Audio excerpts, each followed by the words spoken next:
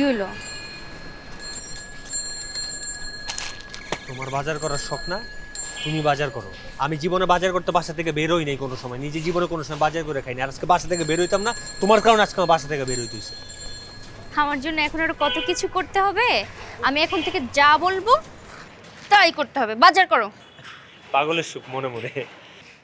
হ্যাঁ, পাগলের সুখ তো মনে মনেই হবে, কারণ আমি তোমার হবু বউ। ওহো, তোমার তো আবার আমাদের বাসায় হবো হওয়ার খুব ইচ্ছে, তাই না? ঠিক আছে, তুমি থাইকো, আমার কোনো আপত্তি নেই, কিন্তু উইদাউট ম্যারেজ আমি তোমার বিয়ে করবো না। আমি তোমার দেখবো যে একটা কাজের বউ আমাদের ঘরের মধ্যে সব কাজ কাম করে দিতেছে, আর তাছাড়া আমার মায়ের কাজে পাশাপাশি একটু হেল্প হয়ে গেল, ভালো হলো। থাইকো, কোনো সমস্যা নেই। ঠিক আছে, কে বাড়ির কর্তি আর কে কাজের বউ সেটা তো দুদিন পরেই বোঝা যাবে। ও আচ্ছা, তাও ঠিক।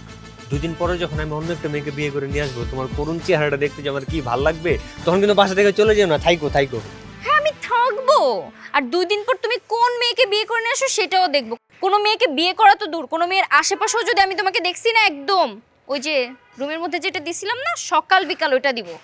আপা রুমের ভিতর কি দিছিলেন?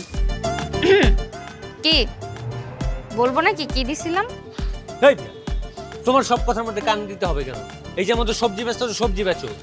ধরো এই জায়গার মধ্যে এই যে কি আছে, আলু দাও 1 কেজি, টমেটো দাও, মূলা দাও, বরবটি নাই, বরবটি যেটাতে বাড়ি দিলে খুব ব্যথা লাগে নাই ওইটা।